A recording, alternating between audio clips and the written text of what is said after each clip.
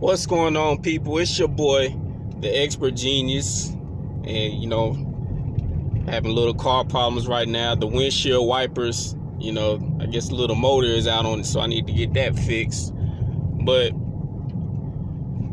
I just wanted to get on here and talk about, misleading people, manipulating, and hypocrites. But the first thing I want to talk about, which I've been seeing the little reports here and people talking. I haven't really seen nobody talk about it, but I just been seeing the the video, the videos pop up on it. So in my opinion, I'm just gonna assume on this part, but it's about Errol Spence, and y'all know I'm a Terrence Crawford fan, and I'm just now coming around to Errol Spence. But they're talking about, him having a weapon on him. I guess, was it during the accident or whatever? And to me, who gives a flying flip? This man is he's a professional athlete. He's well known, rich, got money, and he's a target. So if he had a weapon on him to defend himself, who cares? At the end of the day, he's a regular person just like you or I. He might have more money than us, but he's still a human being at the end of the day. And just because he has money doesn't mean that he can't defend himself like you or I. Now, with that said, I don't know, because I'm gonna have to look at the videos later. Like I said, right now I'm assuming what they're trying to project this as is that, I guess they're trying to make him look bad about having a weapon on him. So to me, if it's registered to him, who cares? Hell, he can have two weapons registered and have both the weapons in his car. If they registered and he can carry them, once again, who gives a flying flip? Moving on. I want to talk about Eddie Hearn and his admission that, the Zone is now doing better numbers and they're doing better than Showtime, and he wants to push, or thinking about pushing, or insinuating that he's going to try to push to make the subscription $50 a month. My thing is on that, if you're putting out these, he also said that he's been lobbying to the Zone to put out their numbers, which I don't believe that's true. All of this is misleading, and he's manipulating the people and all that kind of stuff, because how I view it is, if you're doing so good and all that kind of stuff, and your numbers are doing so well, and you're outdoing Showtime, why are you trying to raise your subscription $30? Because it started out at $9.99, then less than a year later it jumped up to $19.99 a month, and then you have a year subscription for $100 that they added on. But now you're talking about bringing the monthly subscription up to $49.99 a month. But you're doing so good, why are you bumping it up $30? He's misleading the people, and he's manipulating y'all into thinking that, you know, they're doing so well that DAZN is a good thing, and that $49.99 would be a good thing. And you only hear people defending DAZN. Well, I should say the only people defending DAZN is the people that don't even got it. You can't even get it in the UK, and they're the main ones trying to tell people how good the DAZN is. Man, that's crazy. That how can you tell somebody how good something is when you don't even have it? That's like me, even though, you know, that's like me telling y'all a 1971 Pinto is good. Now, I don't have a 1971 Pinto, but I'm telling you it's good. It's, you know, it's a good, reliable car. And now that's a bad analogy, so I'm not even gonna use that. And I'm not even gonna edit this. I'm gonna keep it in because we live, and as you see, I'm driving like usual. So just like I'm doing, literally, I'm gonna drive this, you know, this little topic into a different direction. But basically, you can't tell somebody how good something is when you don't even have it and it's not even available to you. Misleading. And something else misleading is what I touched on yesterday about Dillian White. You know, if you want to know what I said about Dillian White, I mean, feel free to go check out the video I did yesterday on Mr. Dillian White, as Barry Hearn would say. But let's get into hypocrites. Now, wasn't it Anthony Joshua that said he didn't want to, you know, basically he didn't want to think about Tyson Fury or Deontay Wilder after the Ruiz fight? He wanted not 4 easy fights or something like that, and he didn't even want to, you know, he didn't want to even hear about, you know, fighting Deontay Wilder.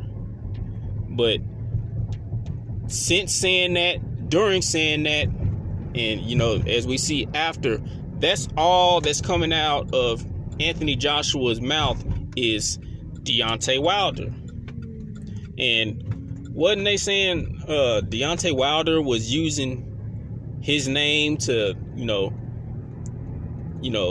build his popularity and all that kind of stuff? But that's not true, because we all know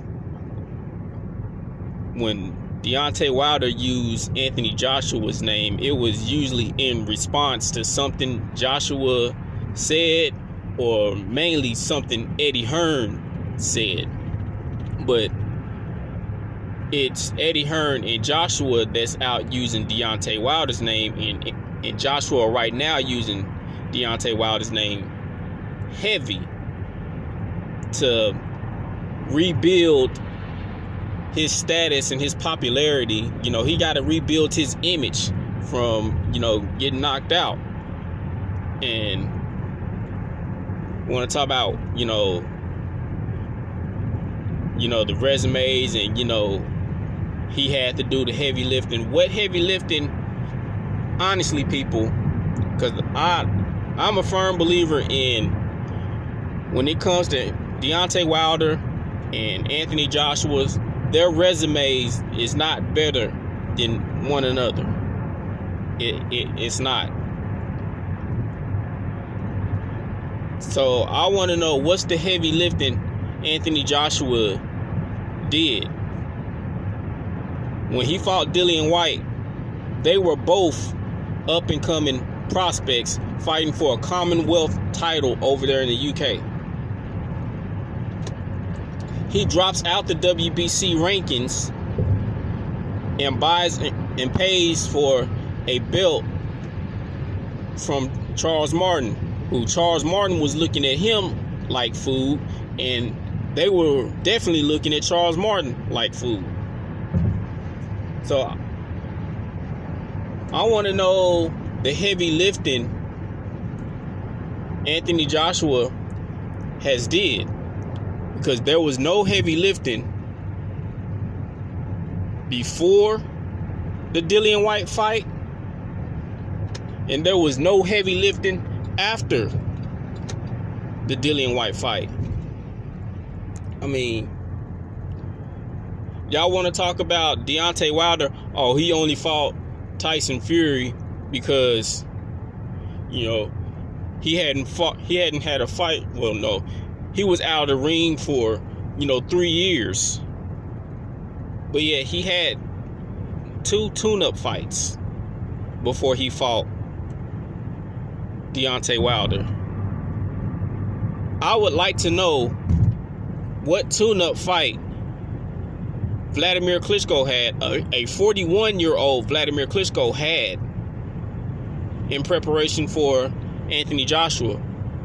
The last time I checked, he was out of the ring for 17 months.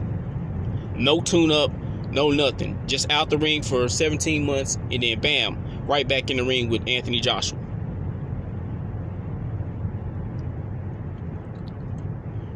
Well, was that heavy lifting? Y'all like to call Luis Ortiz old and a drug cheat and all that kind of stuff. But like I said, Ortiz is only 5 months and 4 days older than Povetkin, and Povetkin is the drug cheat. So was Povetkin the heavy lifting for Joshua? A Povetkin that didn't have meldonium or ostarine in his system? Those that don't know, meldonium, thins out your blood and gives you better blood flow and circulation and all that kind of stuff, so you can, exercise more, and, it has a half-life of